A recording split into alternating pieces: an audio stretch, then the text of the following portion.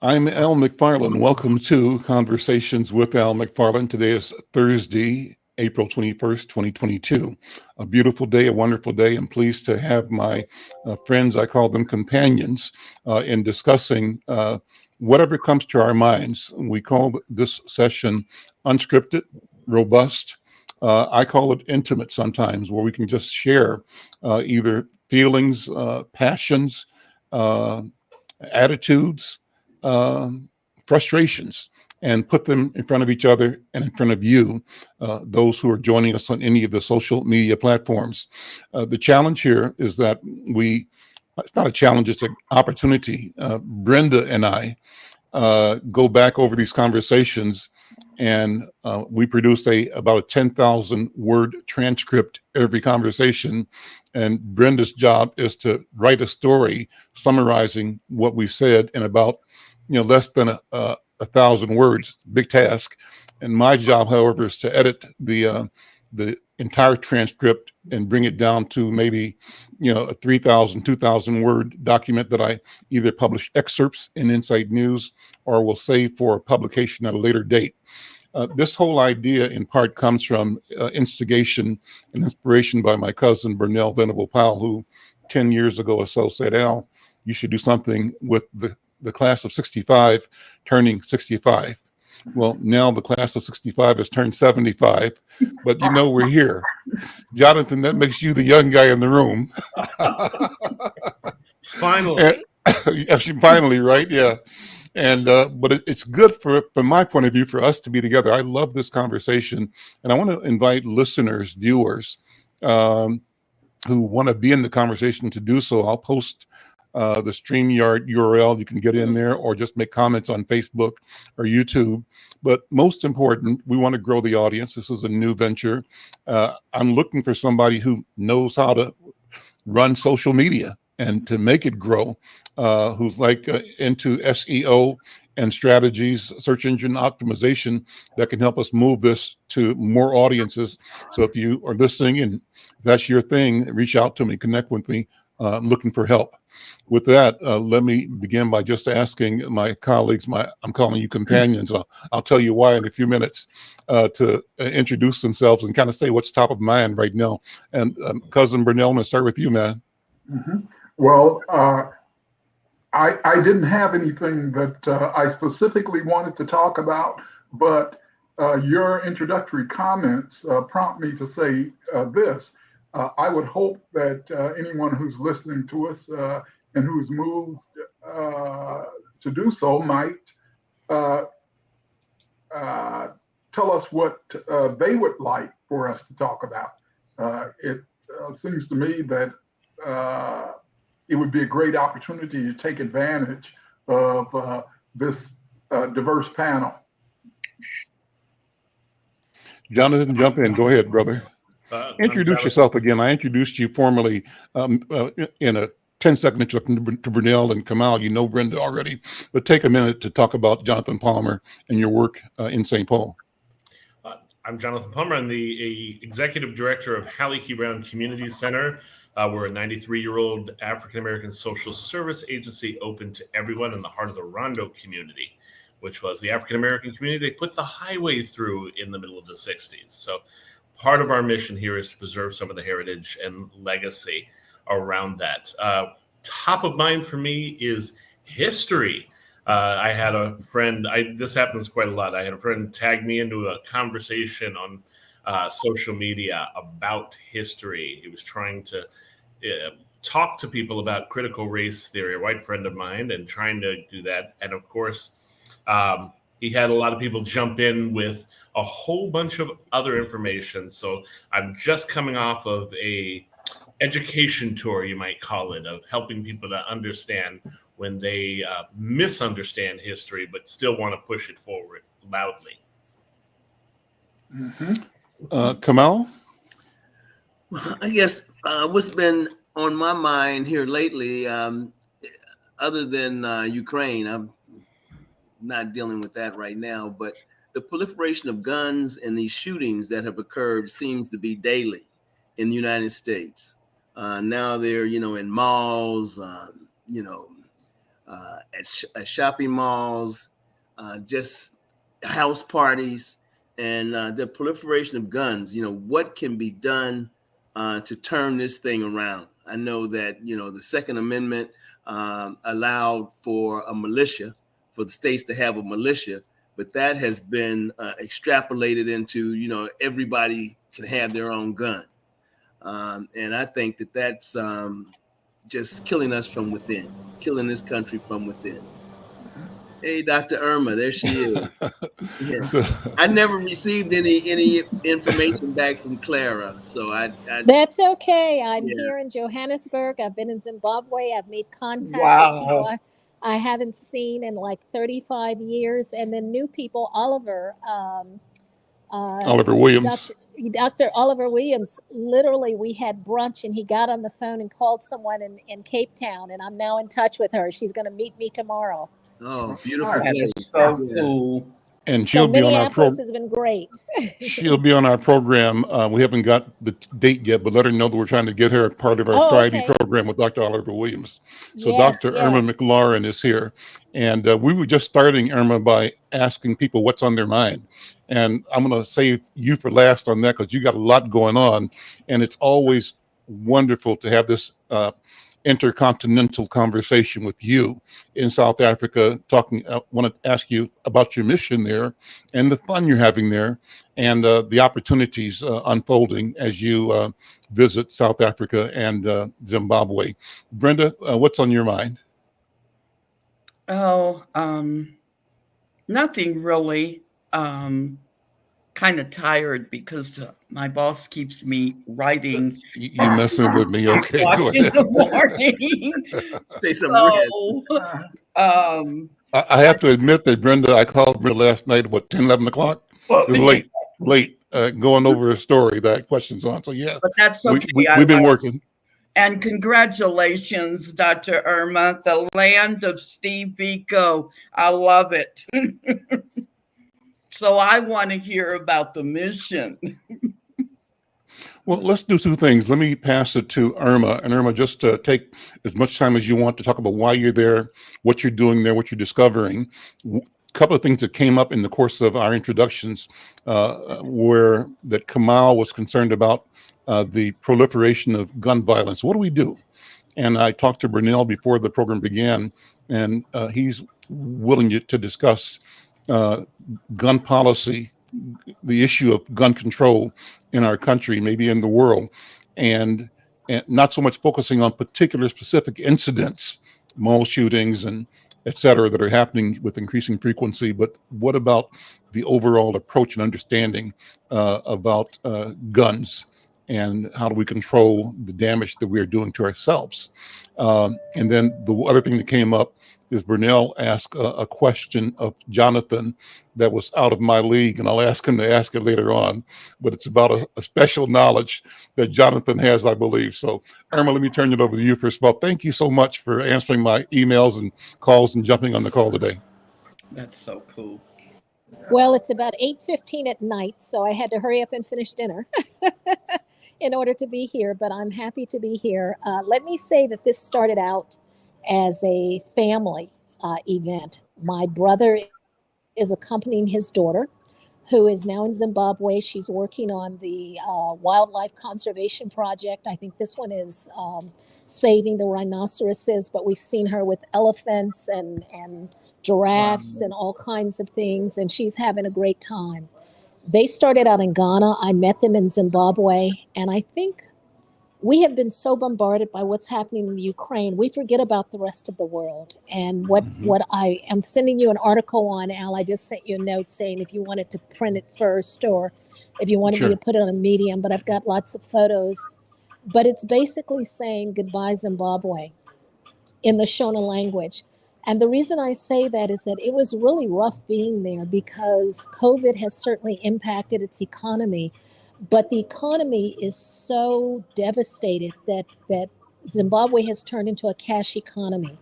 Nobody wants to use credit cards. No one trusts the banks. People literally keep their money in the mattresses or wherever they think it's safe. And you can't get anything unless you have cash, and they want dollars. And so to get a taxi from one place to another is $10 one way, $10 another way.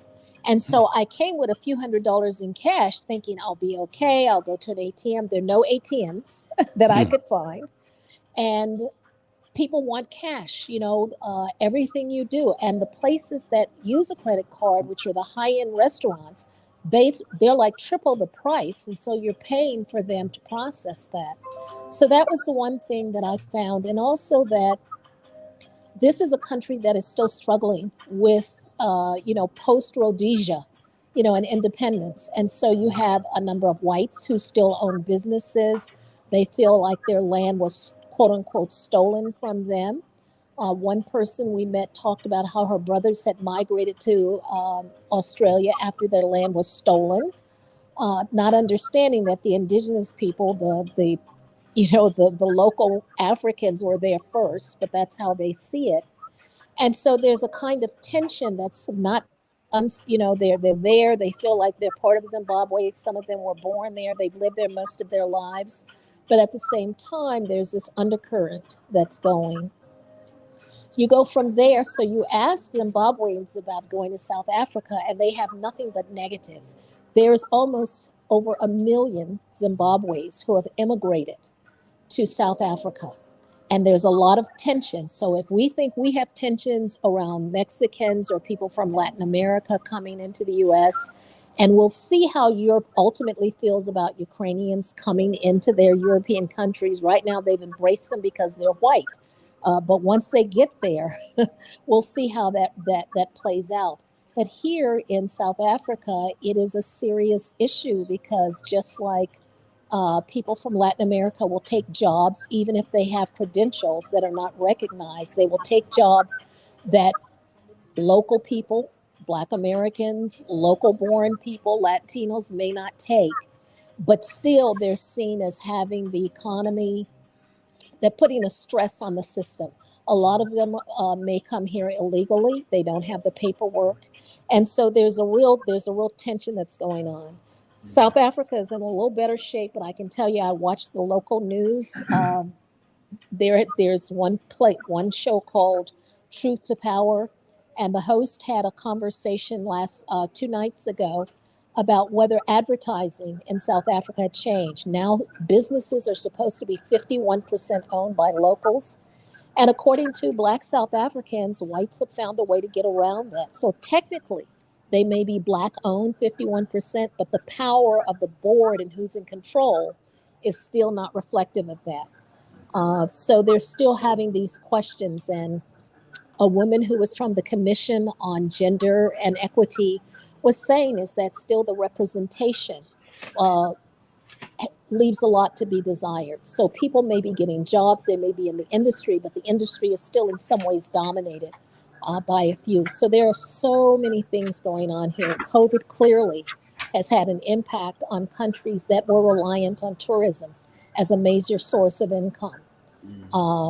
And if you get to Zimbabwe and you don't know that dollar is like king at that point, and you go there with just a few dollars and thinking that you're going to be able to go to an ATM or a bank and change money, it's not going to happen. People will be really devastated. And so I asked the guest house we stayed at and said, you need to let people know. Oh, and the other part of it is that they don't want currency that's older than 2007.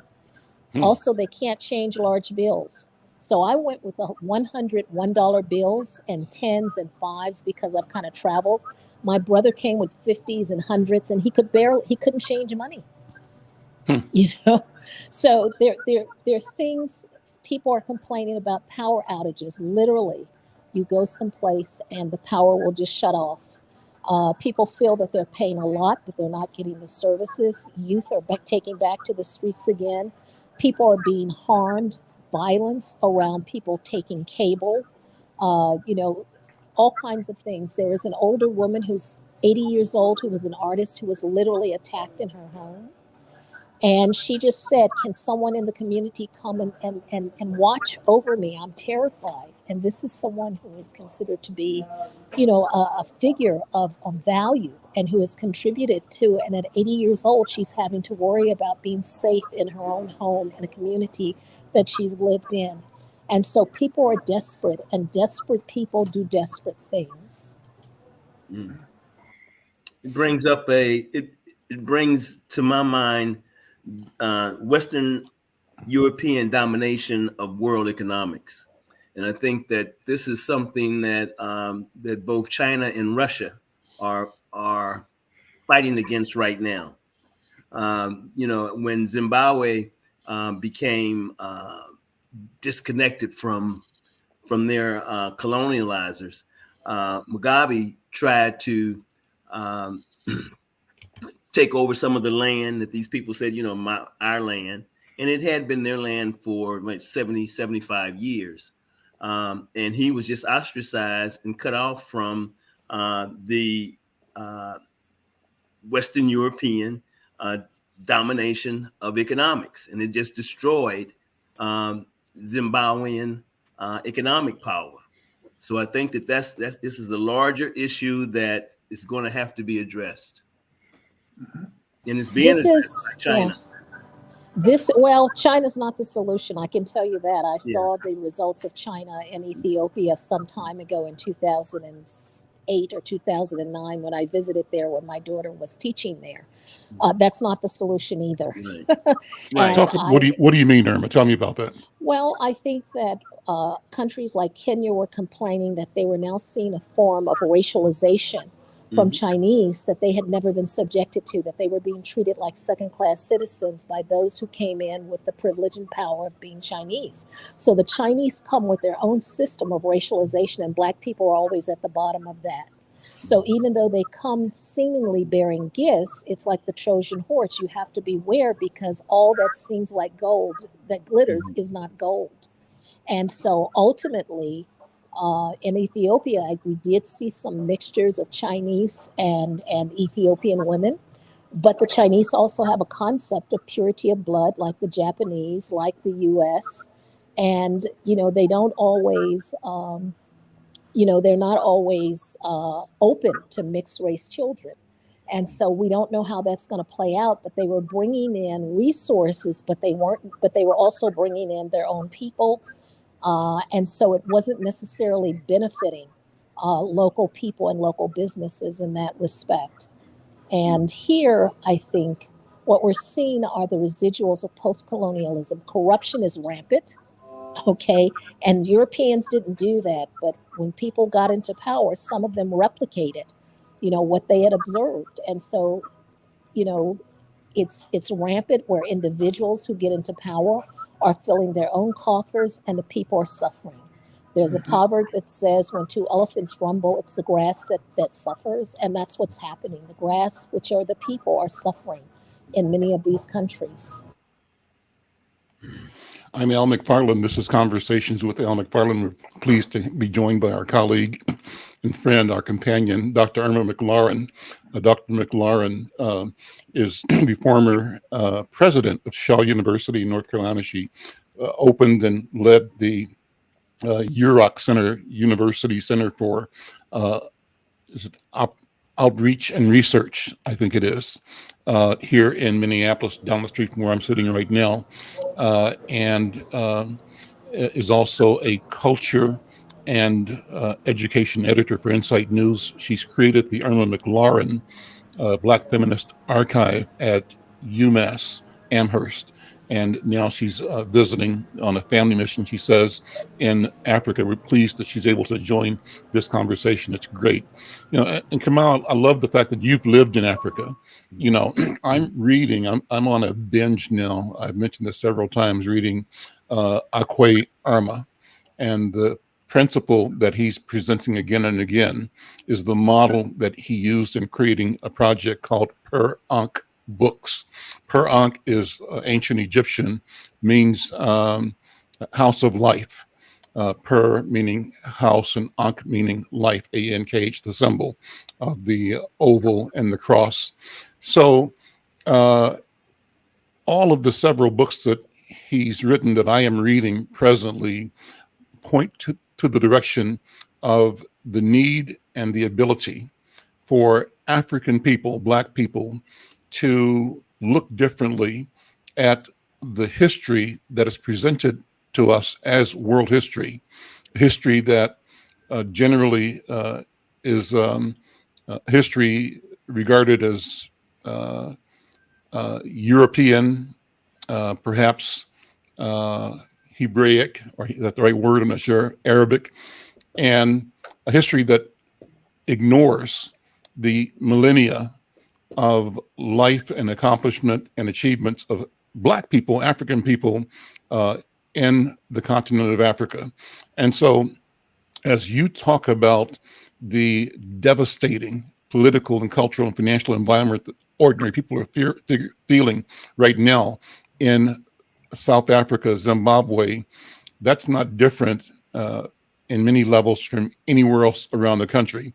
The question I raised, Kamau, is where do we find solutions? How do we exploit the benefits of modernity, but develop a system and a process, an understanding, a way of looking at the world that celebrates and delivers different results? And the results that are different that I think we are looking for is an organization of life around a cooperative principle that values age and wisdom, but age at all of its levels, from elders to the young, that awards, rewards, and engages achievement and accomplishment in a way that always attempts to fertilize all of our relationships so that accomplishment and achievement can continue lifelong. That versus the patriarchal, hierarchical system. That's what I was getting to. Kamau, what are you thinking? Then Burnele and Jonathan and Irma jump back in. Brenda? The idea that I'm thinking is that a system, an economic system that looks to community rather than allowing individuals to just gain mass wealth. I think it was Marx who said that under the capitalist system, if it plays out to the end, a few people are going to own everything and will control everything. And that's what I'm beginning to see in the United States, that under the capitalist system, and especially with the corporate, with corporations controlling now, a few individuals are really prospering, whereas the vast majority of people are not prospering at the same way and not even growing at the same way. So I'm thinking that there has to be some system in place that takes care of community, that looks toward community, that puts a cap on how much you can earn. Burnele, what do you think? Or John? As I listen to this discussion, one of the things that it reminds me of is that I'm so pleased to be a lawyer, because in discussions such as this, where a lot of sort of words are being bantered about capitalism and community and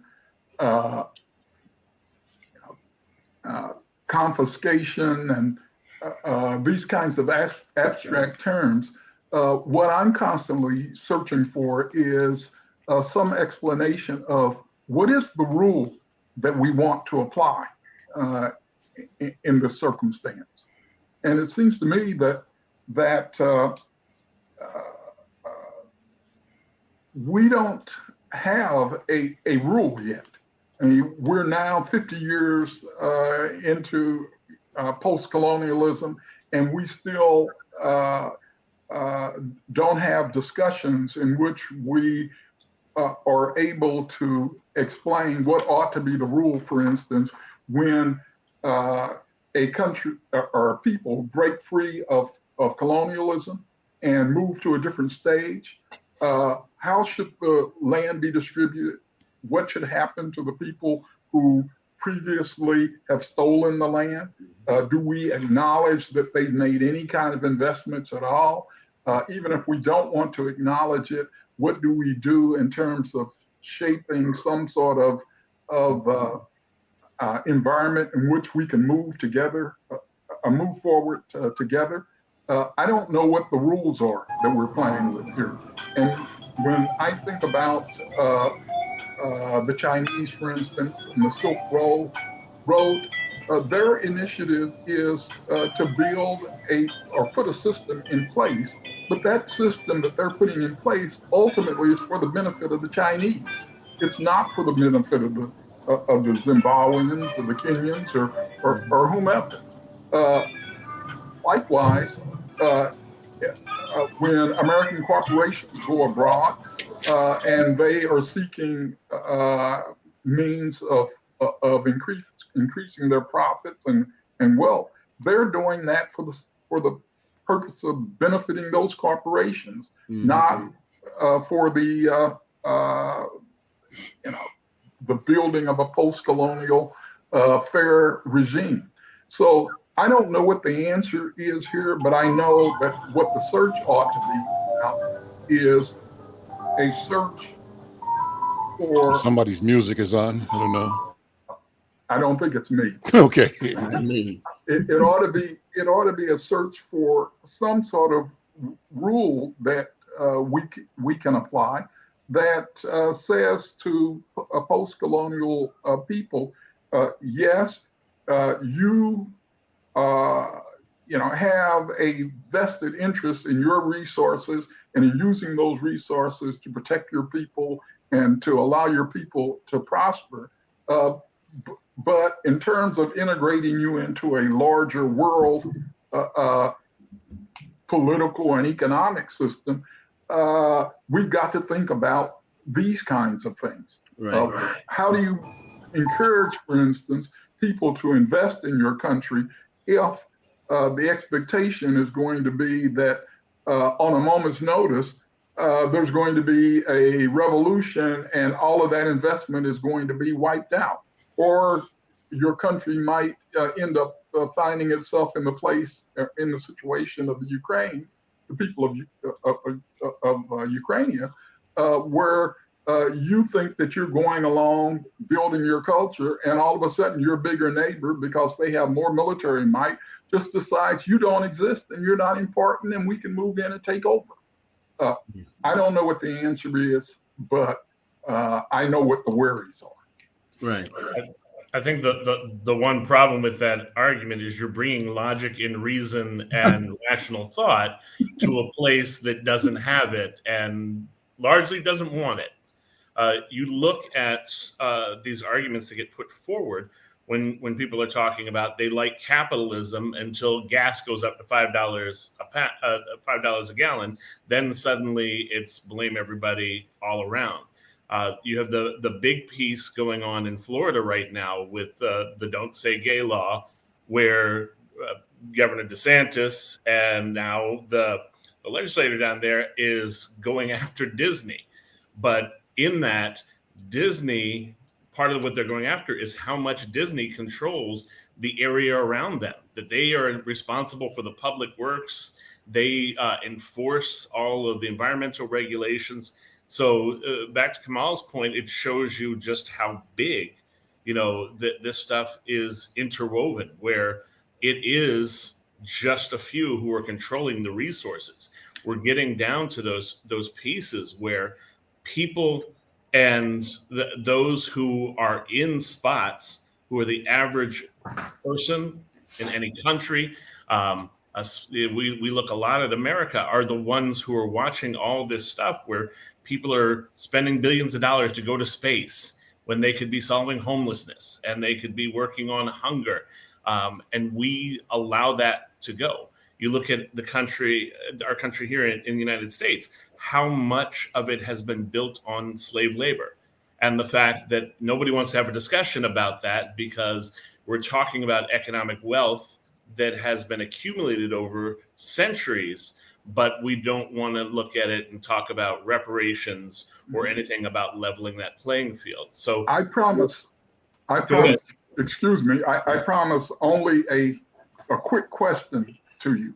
if we don't want to talk about logic and reason, or if we're incapable of talking about logic and reason, why aren't we talking at all? We should talk about that. You're right about that. What I'm saying is that those who are maintaining the resources, they don't want to have the conversation because it then opens them up to examination and it opens up the system to being pulled apart. We should be having the logical reason. I was sorry. I was trying to make a bad joke, and the dad got the best of me in that. And so I would add this. Logic itself is a Western construct. And so one is that we have to understand many of the post-colonial countries we're talking about, Africa is a nation. It is not a country. It is a nation. So there are multiple countries in there. When we talk about rule of law, we're talking about a Western concept that is not universal. And so until we can come up with something that is culturally universal that all people can subscribe to, then we're always going to have this tension. We have bought, every society has a set of cultural values, but not every society has a legal system traditionally. That is something that was imposed by colonialism. So whose rule, whose logic are we asking people to subscribe to? Because logic doesn't exist outside of the culture that created it, right? And so we have to at least understand that these are culturally bounded concepts and systems. And so what is it that we're asking people to subscribe to? Because it was the logic of Europeans that enabled them to come in and say to indigenous people in the Americas, but let's talk about North America specifically, and say, we believe that people should own land. That is not necessarily what indigenous people believe, but they didn't understand that in subscribing to that, they were actually giving things away. So we have to look at these things also as culturally bounded. There's no concept of law, there's no concept of logic that exists outside of someone's culture. And the question is, whose culture is going to determine that? While I'm prepared to grant, for purposes of discussion, that logic and legality are captured by or captives to a particular culture, or Western culture more specifically, I'm not prepared to grant that reason is captured, is captive to any culture. All cultures have reason, and reason has to do with simple calculations of what are the probabilities of getting a particular result if we do a particular thing. Every culture, every people have the ability to engage in reason. I don't disagree with that, but one group's reason may not be one that is universal and applicable to everyone. That's all I'm simply saying. So I'm not saying that people can't reason, right? But we have people who are currently reasoning within our culture, and that reasoning has created a system of oppression. That reason is definitely involved in it. It just may not be the reason that we subscribe to. Reasoning and rationality do not guarantee a particular result. It is possible that there are 2 or 3 reasonable ways of approaching something. Mm-hmm. But in order for any people to be able to interact, be able to make decisions, they've got to offer up some process for getting to a solution.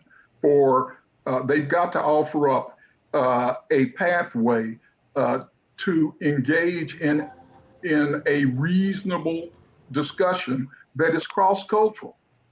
And people can have a reasonable discussion. Then Kamau, next. It doesn't always lead to the same. In other words, the one thing I know about culture is that it's not logical. People do things that are maladaptive. People do things that will have a negative consequence, partly because it's part of their culture. We see that here in our own society. So simply because you have people who are going to reason and have the discussion with you doesn't mean it's going to lead them to behavior that results in an end that necessarily is going to benefit the good.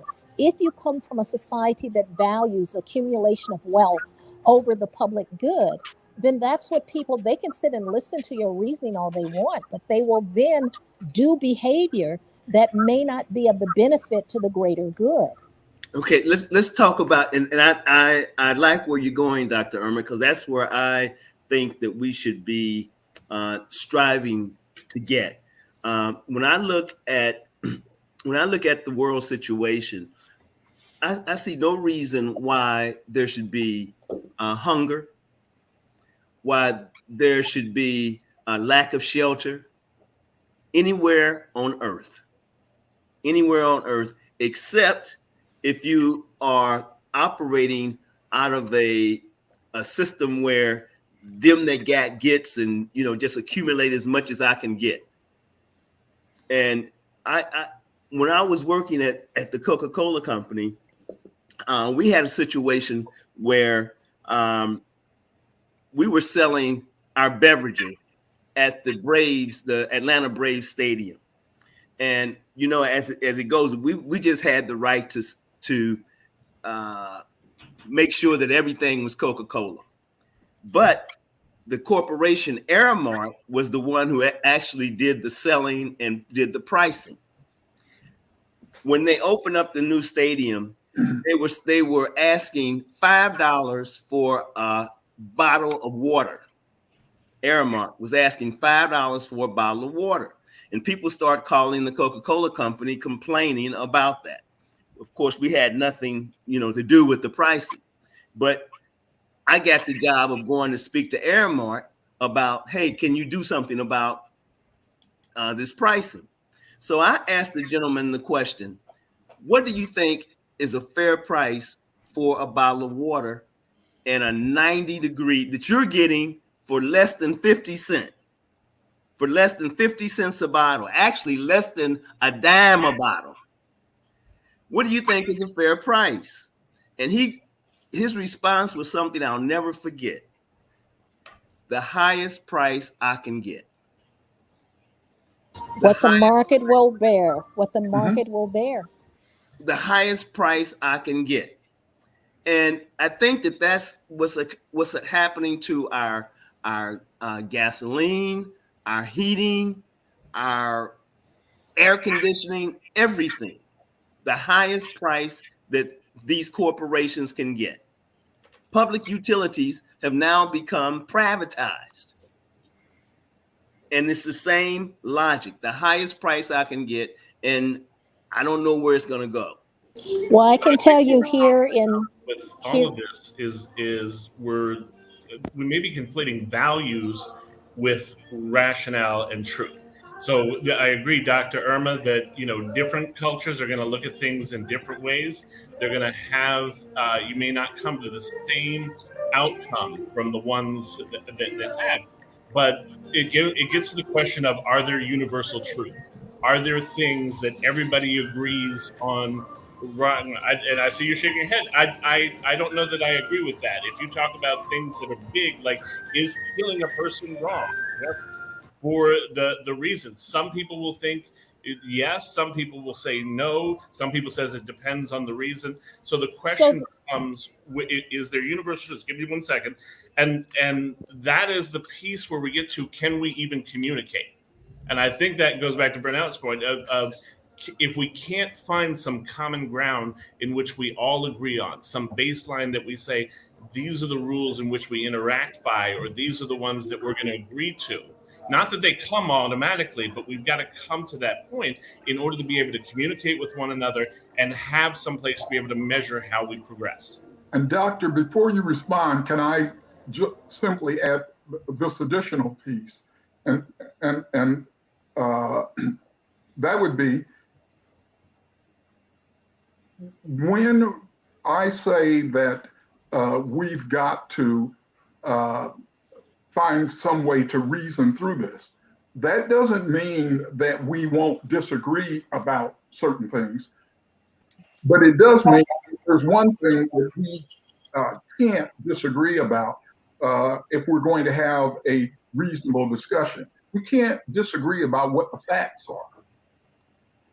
So But facts are variable. I mean, I think no, that the United I don't think the Nations, facts well, are variable. let me What we finish. say about the facts may vary. People's The facts don't perception vary. of what is a fact can vary. And so Well, I think the United for Nations has example, come, well, let me just finish. I think the United Nations has come the closest to trying to set some standards of what are human rights, what are the closest we can come to human universals in terms of the rights to certain kinds of things. Every culture has a system of what's right and wrong, but what's right in one culture may be considered wrong in another. So I think part of it is that we're trying to get to these larger universals, and we haven't dealt with the fact that there's such cultural specificities that what Tanzania sees as right and what South Africa sees as right may be very different, which is why they're in conflict with each other, to some extent. I've already indicated that I would suggest that the reason they're in conflict with each other is because we haven't focused on the process of reasoning this through. And one of the parts of that process is the necessity to say, here's how we will handle the things that we disagree about.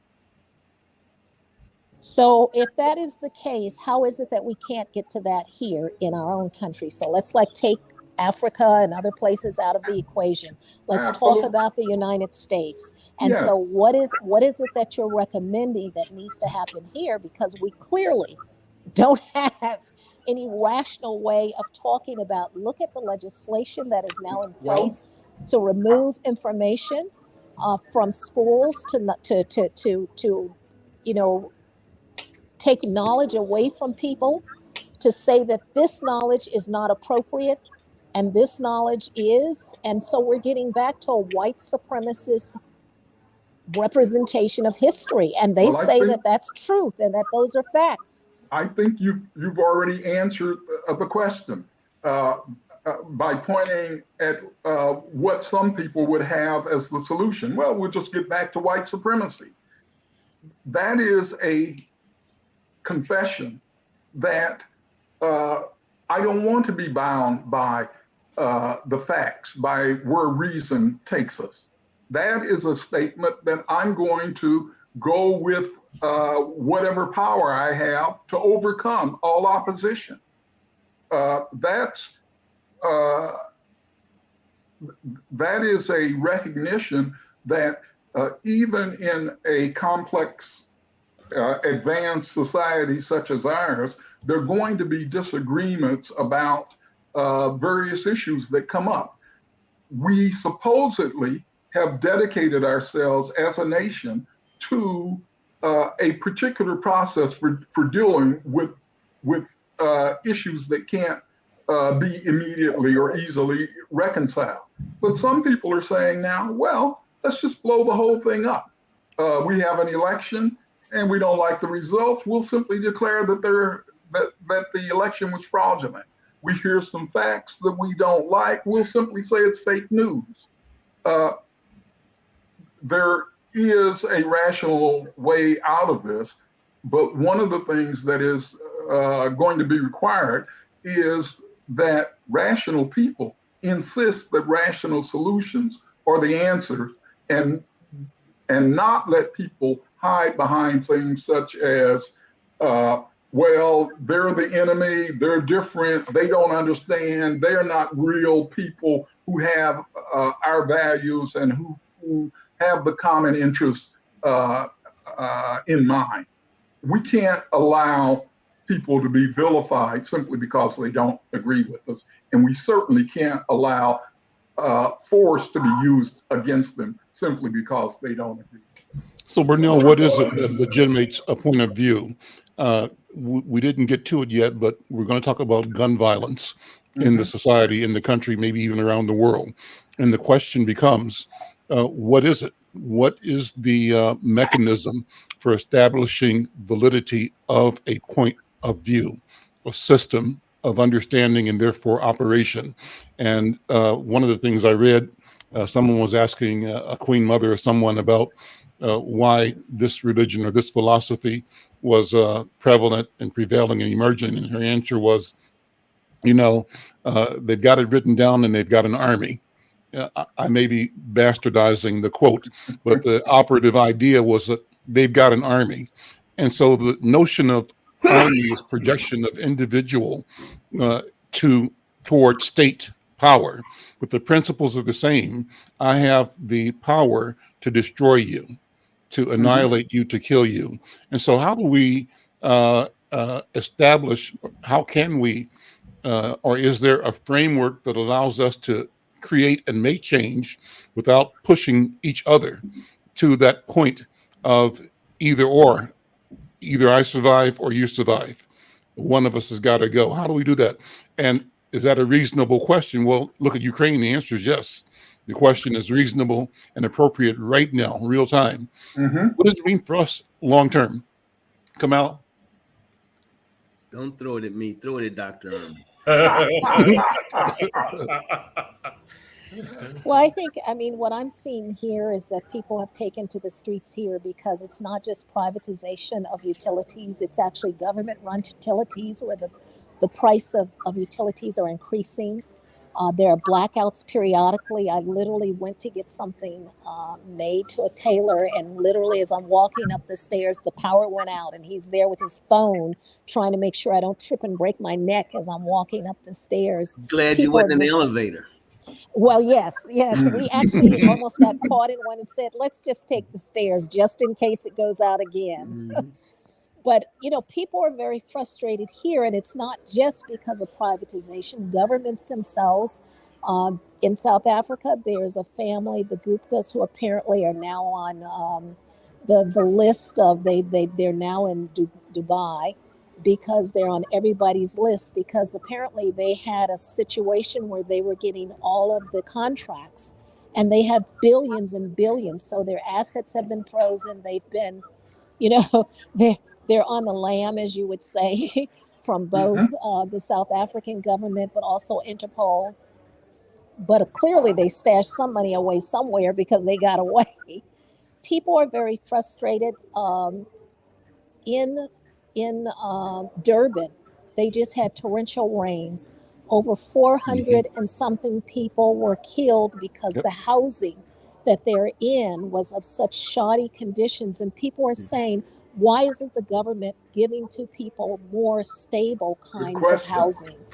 You know, and I don't know if anyone has the answer to that, because a lot of these governments, South Africans themselves and Zimbabweans, will tell you they're embarrassed by the fact that the people who they vote into power then work on accumulating for their own personal wealth. You know, corruption is rampant. So I don't know what the solution is. And I don't know if there's a universal solution or if it has to be country by country. Kamal, if you got a solution, I want to hear it. I can just tell you an observation. I'm of the opinion that colonialization never stopped. It just took on a different form with black faces in place of the white faces. In the Ivory Coast, the French still control. I mean, it's no question about it. But there's there are black politicians in there, and now you look at the prices, in London, you look at the prices of housing in London and the people who own them behind these LLCs and corporations, government people who just accumulated money in government. In Nigeria is just the way that's just the way it is. It's just the way it goes. So I think it's green. Kamau, one of the things that's said about the wealthiest area of London is they call it Red Square, and that's sort of a hint that a lot of that money is that has bought those homes that used to be owned by the landed gentry and the super wealthy of Britain is now owned by oligarchs from Russia. And if we can find any good thing about the situation, I would say it is this. when you look at the way in which the oligarchs have used their money around the world, have accumulated it, and have done so to the detriment of the Russian people. One of the things that we realize is that it's not because of colonialism in the same traditional sense that we have thought about it, nor can we say it's the result of communism or socialism. Greed. It's greed. It's Orwell. It's the common greed. It's And animal farm. It's animal farm all over again. Yes, but if there is a path, a direction towards a solution, it is going to have to be a direction that has us focused on doing away with controlling, putting in barriers against greed and corruption. And we're going to have to do that whether we're dealing with whites or yellows or blacks. Right. Because when whites and yellows and blacks are invoked, those are being invoked for the purposes of covering greed. Mm-hmm. Yeah. And oftentimes, it doesn't matter what color you are when you're poor. You have more in common with each other than the people who are rich and poor of the same background. It becomes this piece that we're looking at and examining the fundamental structure that our country has been built on, and looking at the highest accumulation of wealth and what control that exhibits and allows, and the power that goes for, and the impact that has on people on the very lowest tiers. And we saw a lot of that within the pandemic. It was very interesting to see what came out of that, where a lot of people who just didn't have resources were turning to food shelves like ours and resources that they needed.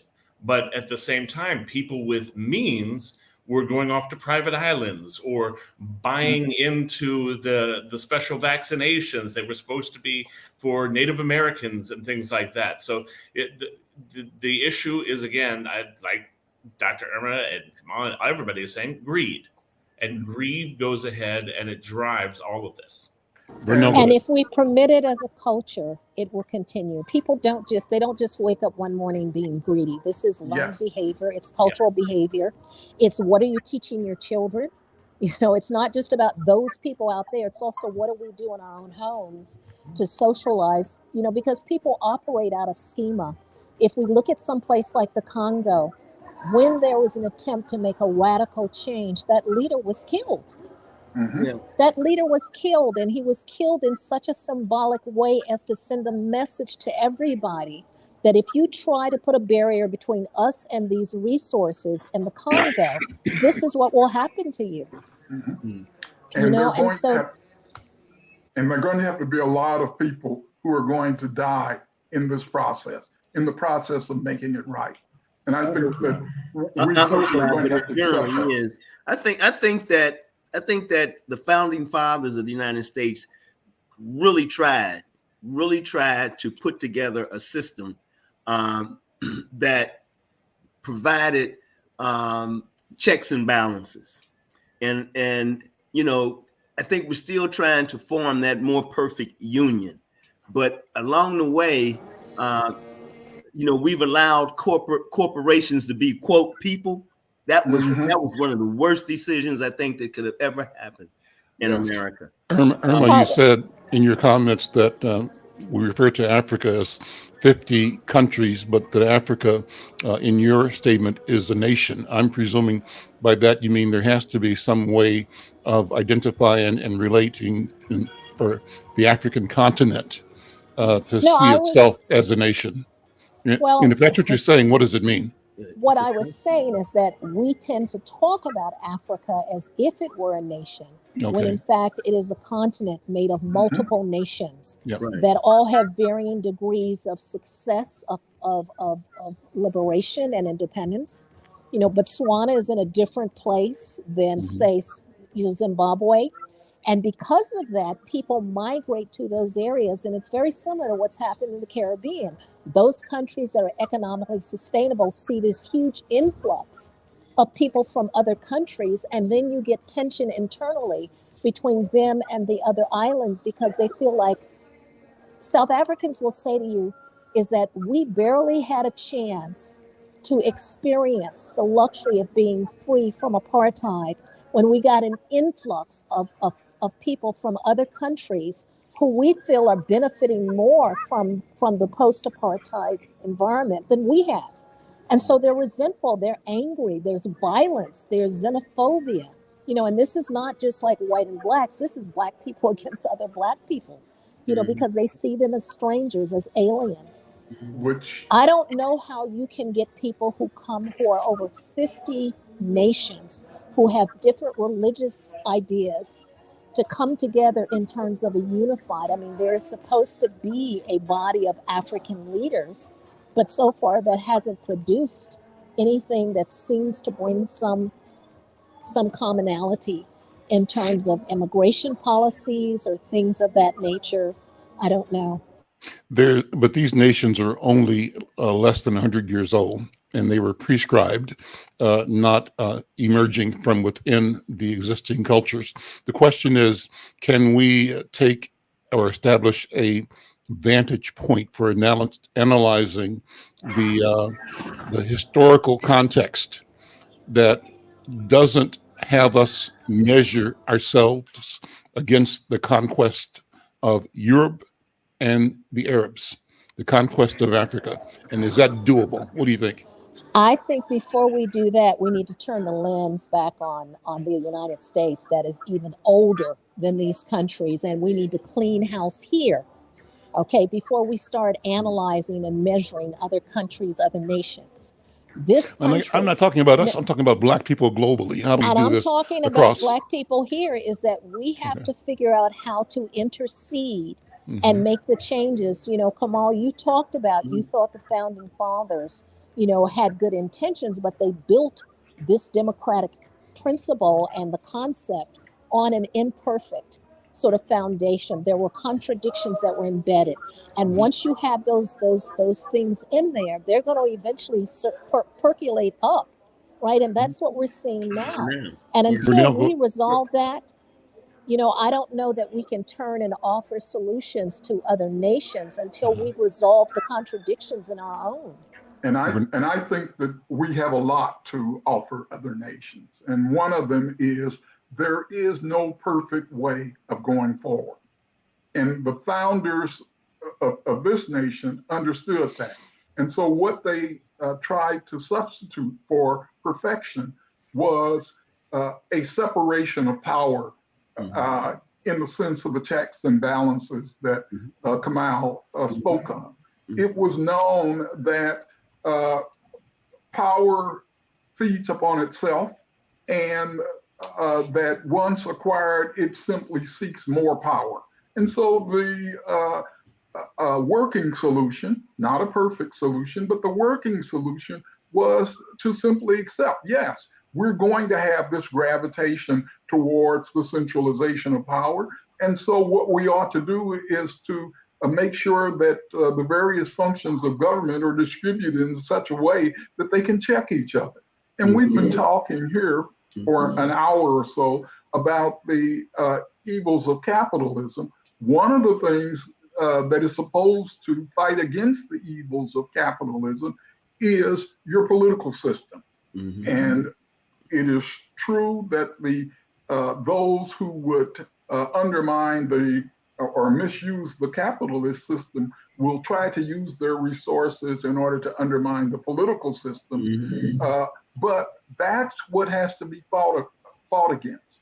And other nations, I think, can learn from our experience that the more reasonable way of going forward is to do so by simply not expecting anybody to be what they purport to be, and rather to build institutions that put checks on everybody.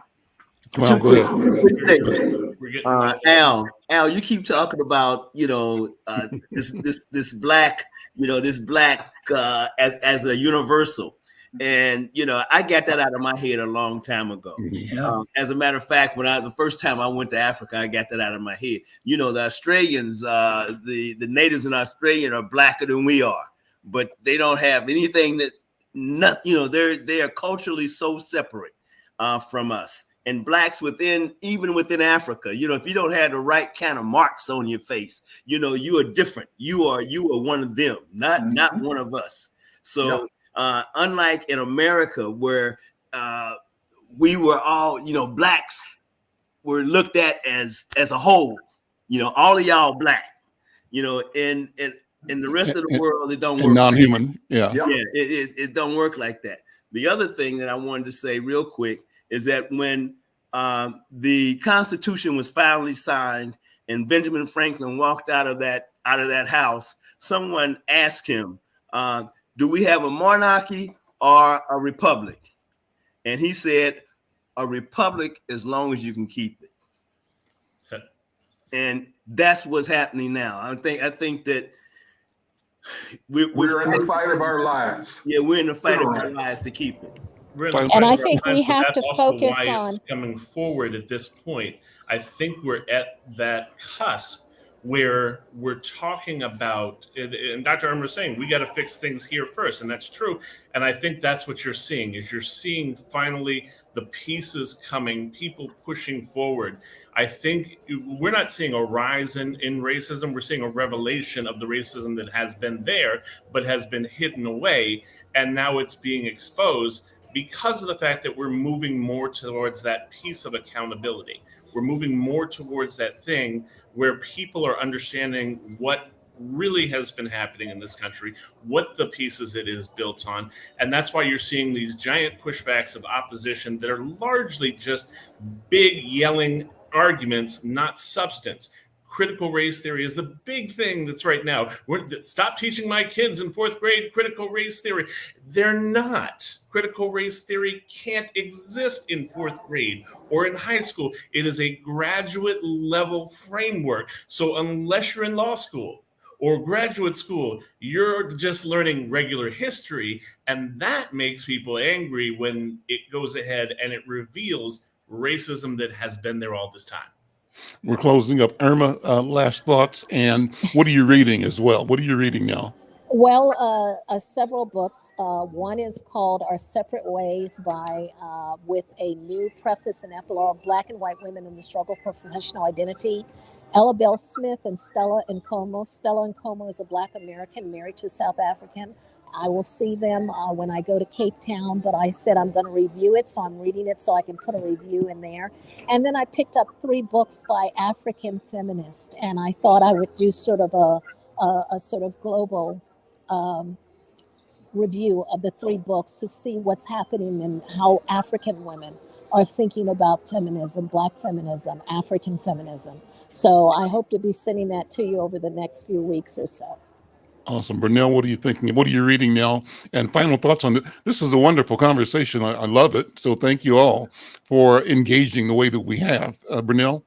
I'm still working on the book that I mentioned last week, Heather McGee's The Sum of Us. And quite frankly, I think that discussion about how in our country, so many were willing to give up the opportunity to advance economically because they didn't want to give in to any benefits for Black people and people of color. The Sum of Us tells the economic story of people acting irrationally and embracing their racism as opposed to acting rationally and advancing economically. Which was the point you were making, Jonathan, about logic, right? Logically, if you're in a hole and you can't get out, you're going to say, help me out if you're white. But if you're Black, don't save me. Jonathan, what are you reading? I am just getting into a book called The Second by Carol Anderson. It is about the Second Amendment and the origins of that, and it gives an examination of it being not as much about a well-regulated militia for people to own their own guns as much as it is about going ahead and allowing for people to have security to put down slave rebellions. That the origins of the Second Amendment has more to do with protecting the institution of slavery than it does for people to go ahead and have as many guns in their house as they want. Yep. Brenda? I'm writing. Okay. Jump in. Kamau, what are you reading, Kamau? I'm still Thank you, Brenda. I'm still getting through the 1619 project, and I had to go back and reread The Last Days of Ptolemy Gray. I guess it's because of my age. If any of you who haven't read Walter Mosley's The Last Days of Ptolemy Gray, it's a good read about dementia and so that's what I'm reading. Well, I'm reading two more books by Irma. One is called The Resolutionaries. And if you can see that, but I opened by reading the last 4 or 5 pages to see where he ends up in terms of a recommendation. And that's a novel. And this is another novel, Osiris Rising, by him. But what's here that's interesting to me is the Per Ankh story, the Per Ankh publishing process that he went through in establishing with a group of friends the ability to recapture all of his writing profits, his royalties that had been stolen by white book publishers in London and America over the years. And he waged a fight, and he details the fight in one of his other books. But the outcome of it is a process where these creatives assemble as a team, teach each other, teach community, in the process create new content in the form of books and develop a system for the printing and distribution of that. So it's a model of cooperation that operates on the principle of a community managing itself, balancing itself so that what it does suits all the participants, suits the objective purchasers, but also grows the capacity to both succeed with the selling mission, but to do things among themselves differently. What's the name of that again? What's the name of that? Well, the organization is called Per Ankh Publishing, PERANKH, and it means House of Life. They've got another group within there called Persesh, and Persesh is a writing school that they have developed. So anyway, listen, great conversation. Thank you all. Have a great week. We'll see you next week. Pleasure. Irma, are you back next week? Or are you still in South Africa or in Africa next week, Irma? I am in here. I'm here until the 29th. And I will say that one of the things I was struck by in Zimbabwe was the youth, but also that in the airport, there was a whole bookstore filled with, rows and rows of African writers that we just never get a chance to see and experience. So yes, I'll be here till the 29th. Yeah. Enjoy the food in Cape Town. Some of the best food I ever ate. Okay. Like hopefully you can be with us next week again from there. I'm Al McFarlane. We'll see you all next time. Thank you. Take care. Bye-bye. Take care. Bye-bye.